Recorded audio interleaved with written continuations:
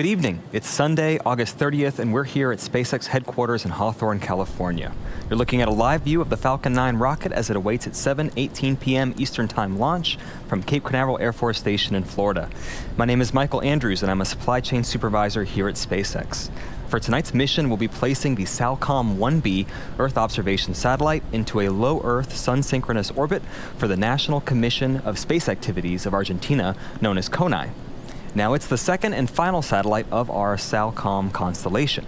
If you recall, SpaceX launched the first satellite, SAOCOM 1A, back in October 2018 from Vandenberg Air Force Base in Florida.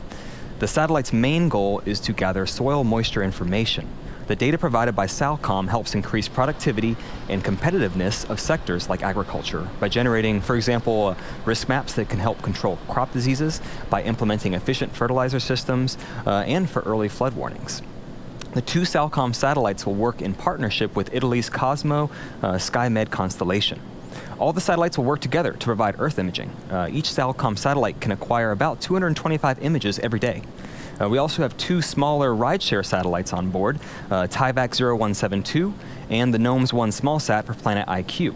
Now, Planet IQ designs, builds, launches, and operates one of the most advanced constellations of radio occultation weather forecasting satellites. Radio occultation is a technology that measures and analyzes the signals generated by GPS satellites to determine weather data, such as pressure, temperature, and water vapor. This data is used in weather forecast models to greatly improve the accuracy and extend the range of those weather predictions. Now, tonight's launch is an especially exciting one. It's SpaceX's first polar orbit from the East Coast. A polar orbit is one in which satellites pass above the North and South poles as opposed to the equator. This is the first polar trajectory since the late 1960s flown out of Cape Canaveral. SpaceX worked closely with the Air Force and the FAA to create a trajectory that meets the necessary safety requirements for flight. Falcon 9's autonomous flight termination system, its exceptional reliability, and its improved performance over heritage launch vehicles is a key factor in why SpaceX is able to meet the unique performance and safety challenges of launching this polar mission safely from the Cape while still delivering the payload to its desired orbit. Due to the flight path tonight, people along the eastern coast of Florida, including Miami, may be able to see Falcon 9 as it launches to space, as well as our second stage burn following stage separation, and maybe even the first stage boost back burn as it makes its way back to Earth for landing. And because of the time of the day of launch, about 30 minutes before sunset, we might get nice illuminations of the contrails if clouds aren't in the way. Now let's take a look at Falcon 9 out on the pad at the Cape.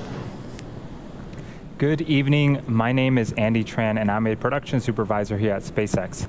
We're looking at a live view of Falcon 9, our 70-meter, two-stage liquid fueled launch vehicle as it sits at Cape Canaveral. The bottom two-thirds of the vehicle is the first stage.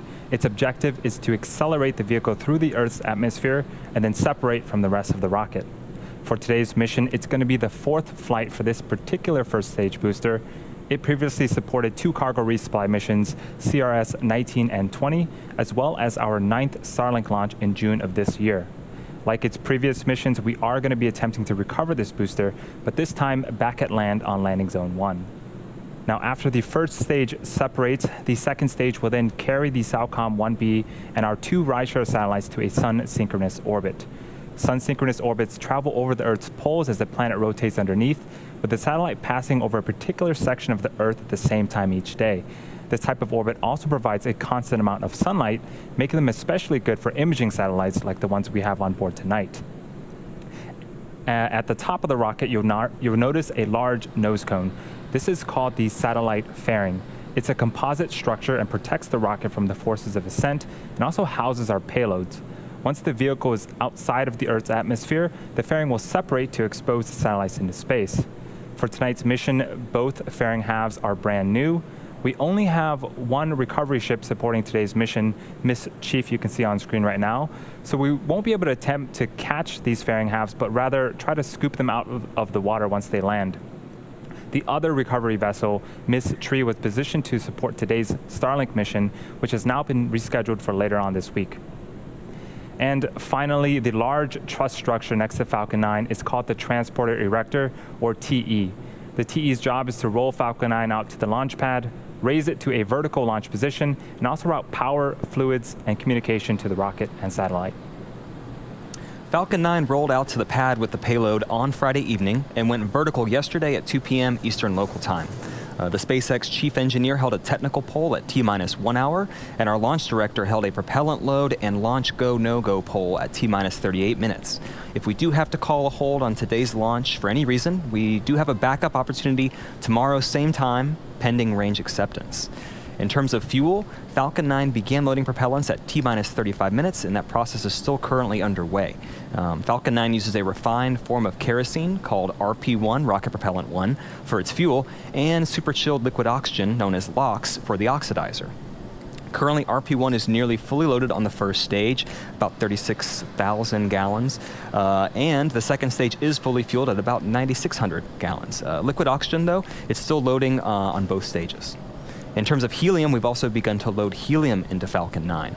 The vehicle uses helium gas as a pressurant and helps push the RP1 and LOX through the Merlin engines. Think of like your car, gravity keeps all the fuel at the bottom. We don't have that luxury in zero gravity, so the helium pushes that fuel to our engine's turbopumps. And then at T-minus 7 minutes, our engine chill process will begin. This is where we allow a small amount of the super chilled LOX to flow into the Merlin engine's turbopumps prior to the full flow of LOX into the vehicle. This helps us avoid any kind of thermal shocks to the system. That LOX is negative 338 degrees Fahrenheit after all. Finally, the transporter erector will retract away from the rocket slightly at around T-minus 4.5 minutes, and this provides enough clearance for Falcon 9 to lift off. The vehicle is healthy, and we, the folks in Mission Control, are currently working no issues on the rocket. In terms of the payload, at T-minus 15 minutes, the SAOCOM 1B satellite finished transitioning from external to internal power. Our two rideshare small sats were already on internal power before the countdown began. It's been a busy weekend at the Cape with a lot of launch opportunities, but the range is approving us and accepting this launch attempt. But weather, let's talk about weather. We know that it did postpone our Starlink launch earlier today, and it does have a real chance of doing that again for this mission. There are a lot of storm cells being generated in Central Florida, and they're heading east towards the Cape. We're still monitoring that situation, and we probably will down to the last minute. But barring weather, all systems continue to be go for a liftoff at 7:18 p.m. Eastern Time. Tonight's launch is of the SAOCOM 1B satellite for our customer CONAI, the government of Argentina's National Civilian Space Agency. SAOCOM 1B is part of a two-satellite system that will use a radar technology known as synthetic aperture radar, or SAR, to monitor the Earth. As we mentioned earlier in the webcast, SpaceX launched the first of these satellites, SAOCOM 1A, in the fall of 2018. With the launch coming up in just about T-minus 6 minutes and 30 seconds, let's take a closer look at the capabilities of the SAOCOM 1B satellite.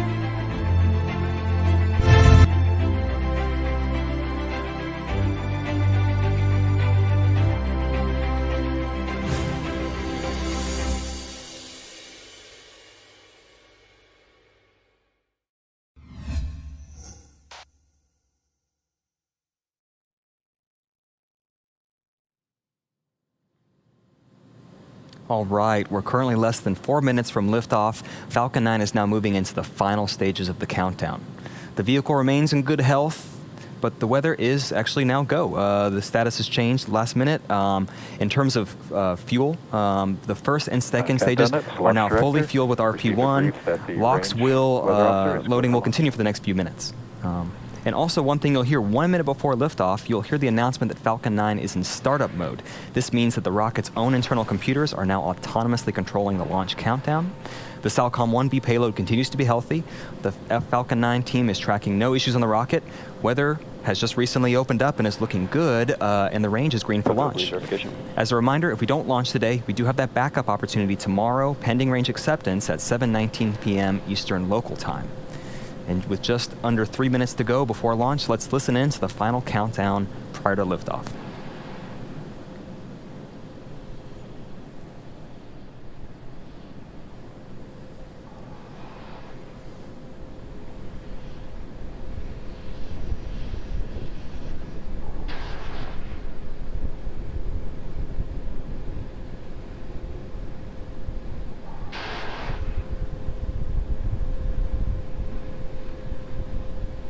All right, our 9 Merlin engines on the first stage are chilled. They're ready for flight.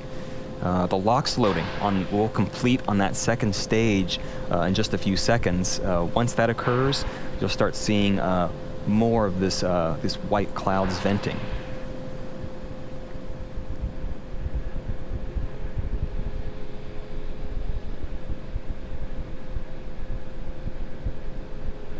Stage 2 LOX closed out.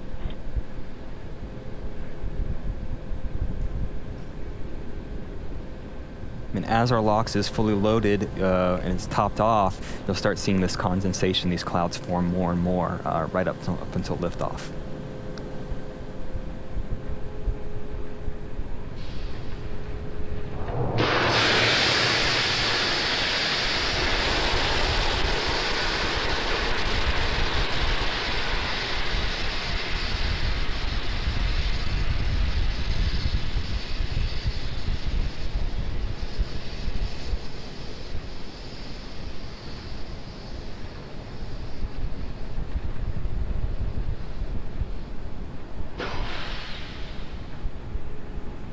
Falcon 9's in startup.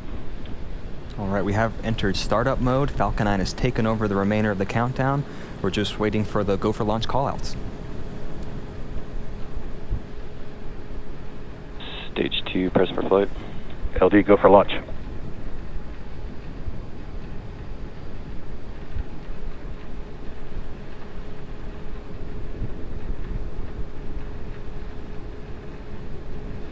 T-minus 30 seconds.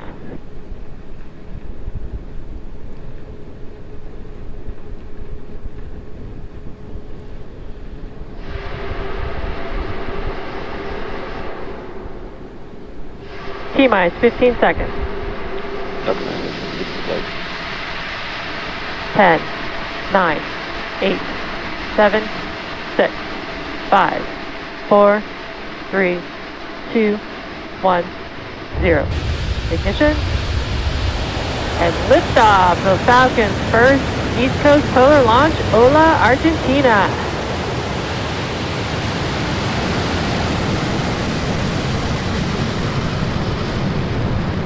Stage 1 propulsion nominal.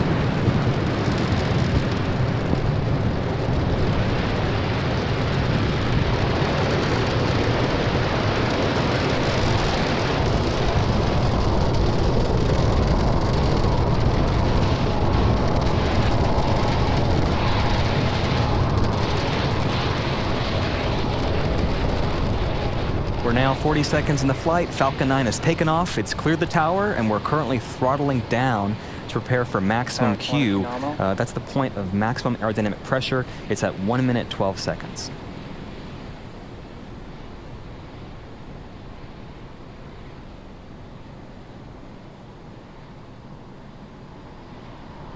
Vehicle is supersonic.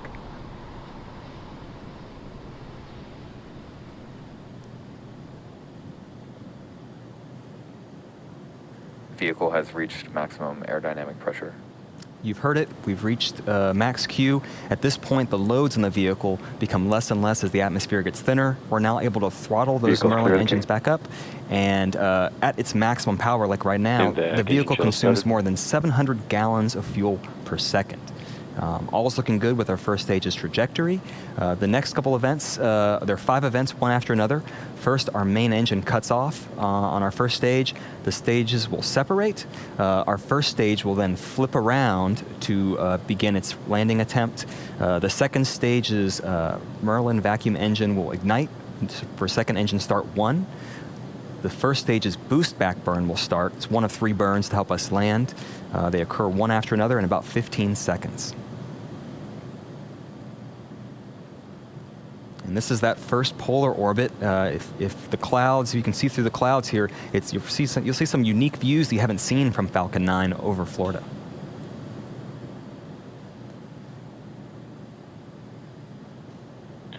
And we have Miko. Stage separation confirmed.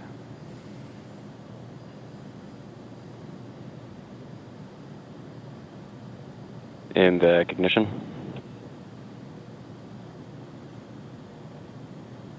All right, all of those events happen successfully one after another. This boost back burn, it'll last about 40 seconds. And so you see it on the left-hand side of the screen. On the right-hand side, you will see our second stage carrying those 3 satellites to orbit. And coming up next in about 20 seconds, that boost back burn will end, and then we'll have our fairing deployment.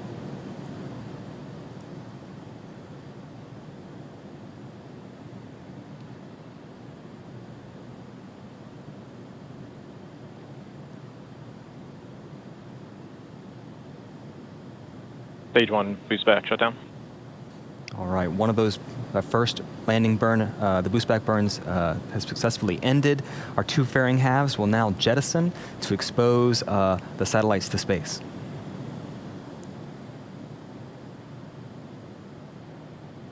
And you see the first stage is already beginning to turn around, and you can see the nitrogen from our attitude control system helping guide it back. Fairing separation confirmed. There you see our 2 fairing Acquisition halves signal, Bermuda. have jettisoned. You can even see them in the background there on our MVAC engine, and you can see them from land too. It'll take us some time to get those to come back down. We'll keep you posted on the update.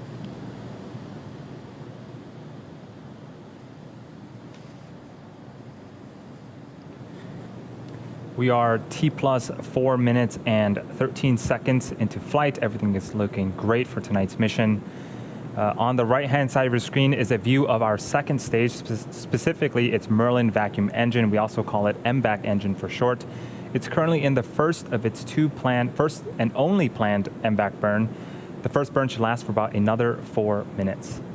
On the left-hand side of your screen is a view of our first stage looking downward. It's continuing to fall back towards Earth. The next milestone for the first stage is its first stage entry burn. Falcon 9 needs to execute an entry burn to slow itself down before hitting the dense parts of the atmosphere. Without this second burn, relying on the atmosphere alone to slow Falcon 9 down would put unnecessary strain on the rocket. That entry burn is coming up at T plus 6 minutes and 10 Second stage seconds. is following nominal trajectory. Acquisition of signal, South Texas. You may have also noticed that we've deployed our 4 hypersonic grip fins. Those are the honeycomb-like structures that you see on the left-hand side of your screen. They help to guide the first stage back during descent by moving the center of pressure on the vehicle.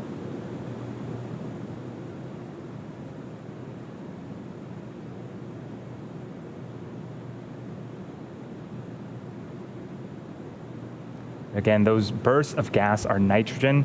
It's absolutely normal, and those help to orient the rocket during its descent back towards Earth.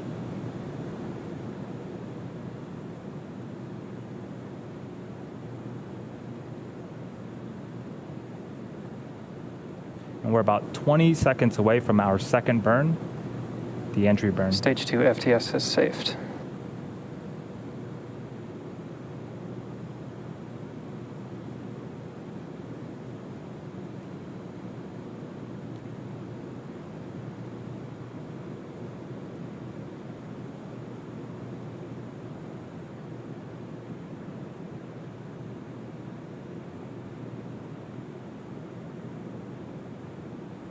Stage 1 entry burn startup. And 3 Merlin engines have relit and are currently slowing the first stage down before it hits those dense parts of the atmosphere.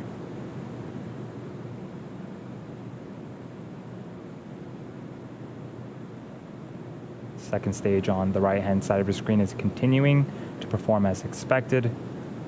Stage 1 entry burn shutdown. And that is our second burn completed.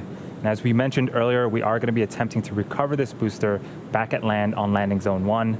The first stage has one more burn FTS left. is saved. That is the landing burn. It begins just before we Second touch stage down still and following provides the nominal booster with trajectory. a soft descent before we land. During this period, the landing legs will also be deploying. You might be able to catch it right before we touch down. They're stowed at the base of the vehicle and made up of state-of-the-art carbon fiber and aluminum honeycomb. Stage 1 transonic. You can see the cape getting closer and closer. What a cool view. The first stage is passing through the cloud layers right now. Stage 1 landing burn startup. And here comes Falcon 9 attempting its 4th landing.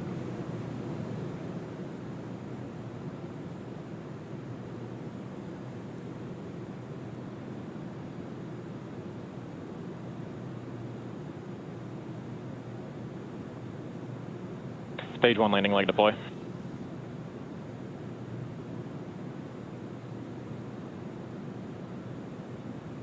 And you could not ask Stage for 1 a landing better burn. landing than that. Falcon 9 has landed once again.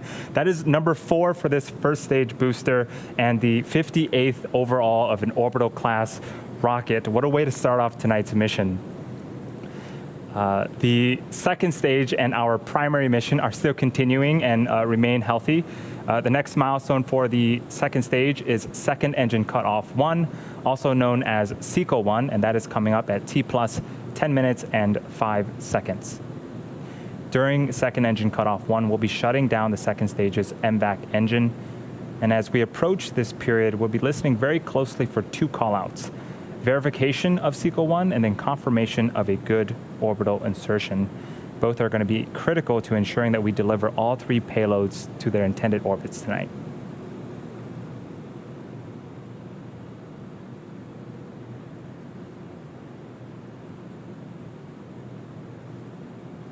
And while we're waiting for that period, some fun facts. The engine you see on screen can produce over 200,000 pounds of thrust. The second stage is Started currently tunnel traveling at rounds. over 20,000 kilometers an hour. At those speeds, you could travel from Los Angeles to New York in just 12 minutes. Very, very fast.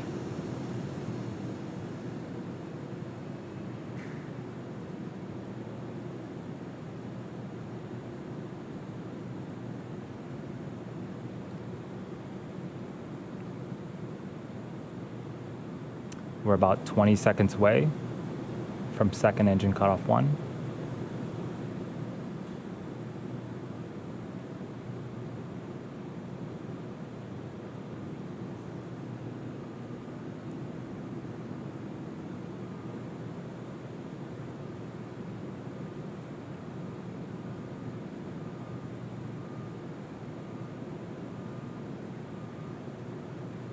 And we have SAOCOM. And the second stage Merlin vacuum engine has successfully had SAOCOM 1. Nominal orbit insertion. And that is the other call out we were waiting to hear on, a good orbital insertion. In just about 3 minutes, we will have the first of our 3 deployments. Until then, we are going to take a short break and be back around the T plus 13-minute mark for the deployment of the SAOCOM 1B satellite.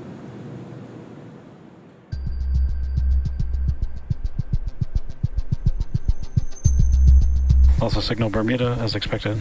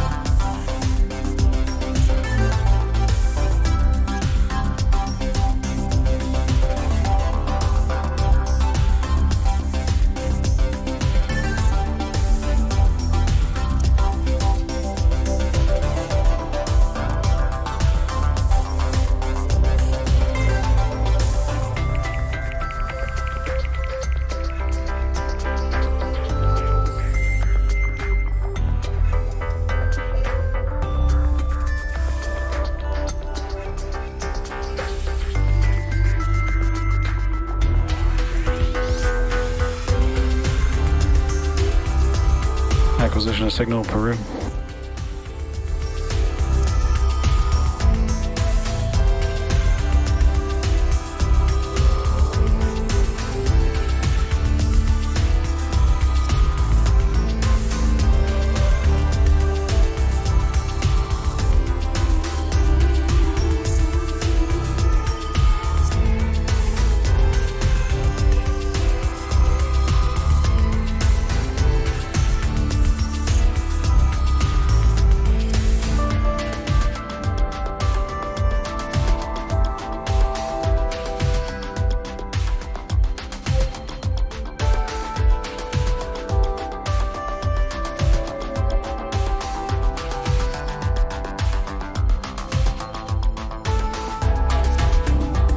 Well, welcome back from our mini coast phase. For those of you just joining us, we successfully launched our Falcon 9 rocket from Cape Canaveral on a polar orbit trajectory. We had a successful stage separation, a successful land landing, the fourth landing for this booster, and we're waiting the deployment of the SAOCOM 1B satellite. It's just about 10 seconds, 15 seconds away. It's the second and final satellite in this constellation. We first launched its sister satellite, SAOCOM 1A, in the fall of 2018.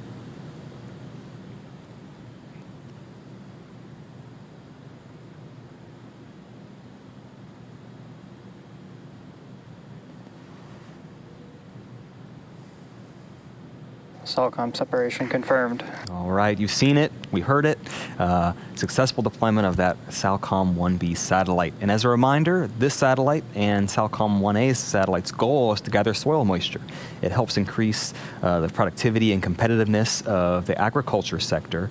It helps us generate risk maps that can help control crop disease. It helps implement better fertilizer systems and provide early flood warnings. These two SAOCOM satellites work together with Italy's Cosmos SkyMed constellation, and they work together by providing up to 225 Earth images per day. But we still do have two satellites left to deploy. We're going to go into another coast phase. This one will last about 45 minutes. We're going to take a break, but we're leaving you with an animation that shows where we are in that coast phase. We'll be back at about T+1 hour for the deployment of the TIVAC 0172 and GNOMES 1 rideshare satellites. We'll see you then.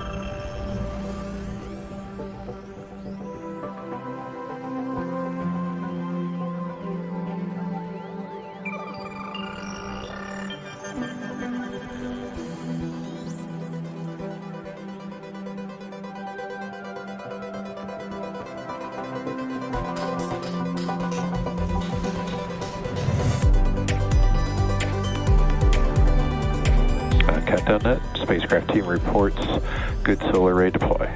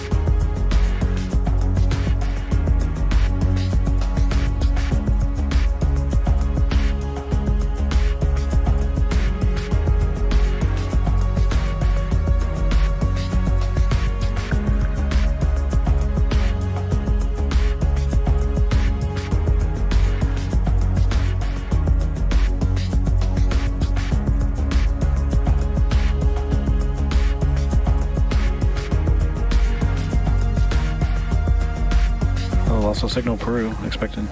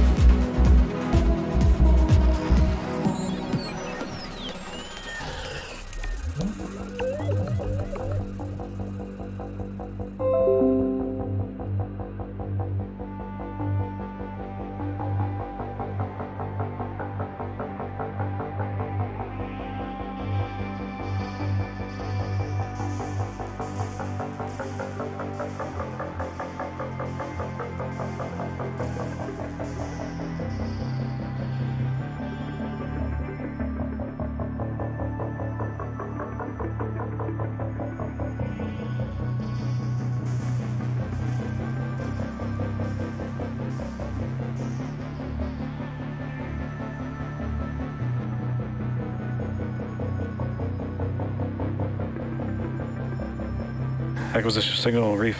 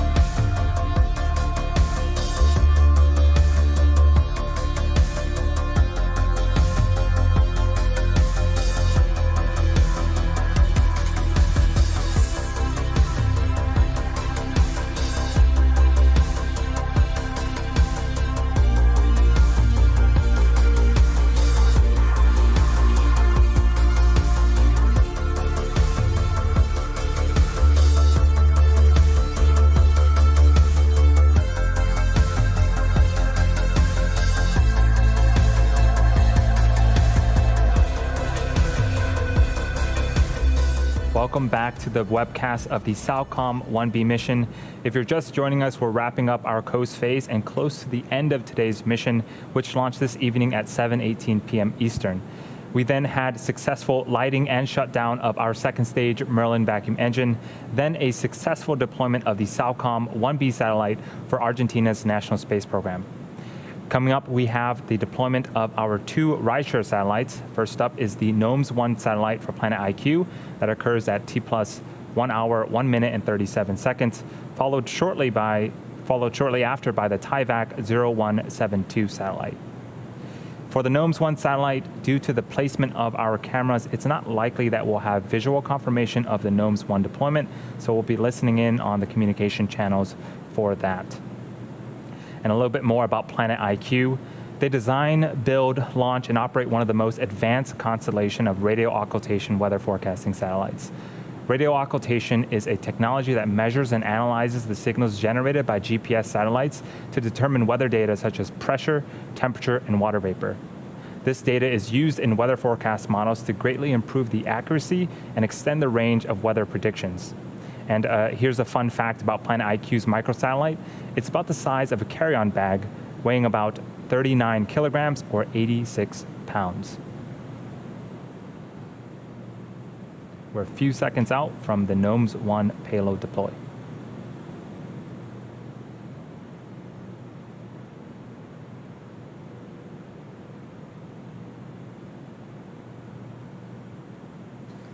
IQ separation confirmed.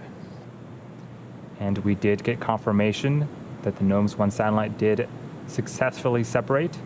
We're now waiting on our final deployment today, and that is of the TIVAC 0172 satellite. And for this one, we should be able to see the deployment.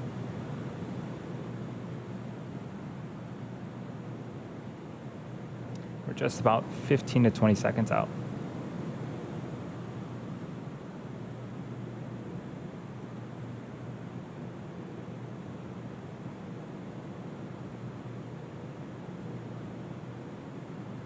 TIVAC separation confirmed. And we did get confirmation of the TIVAC 0172 satellite separation. That is our last payload for tonight. It's been an exciting evening. We saw a successful liftoff from our Cape Canaveral Air Force Station launch pad at 7:18 p.m. Eastern, the first polar orbit launch for SpaceX at the Cape, and the first originating from Florida in decades. From there, a successful stage separation, a land landing of our first stage back at Landing Zone 1, which marks, and this is a small correction, the 59th landing of an orbital class rocket, not the 58th. And finally, the deployment of the SAOCOM 1B satellite for the Argentinian Space Agency, along with our 2 rideshare customers. With that said, we will be bringing our webcast to an end. But before we go, we'd like to thank our customer Konai for tonight's mission and their great support, as well as rideshare customer Planet IQ. We'd also like to thank the United States Air Force for range support, as well as the Federal Aviation Administration for the licensing of today's mission. Please continue to follow us on SpaceX.com for future missions and milestones, as well as our Twitter and Instagram profiles. And if you're as excited by what you've seen tonight as we are, and you want to join our team, please visit SpaceX.com/careers to learn more about working with us at SpaceX. And finally, thank you to you, all of our viewers, for your support and for tuning in.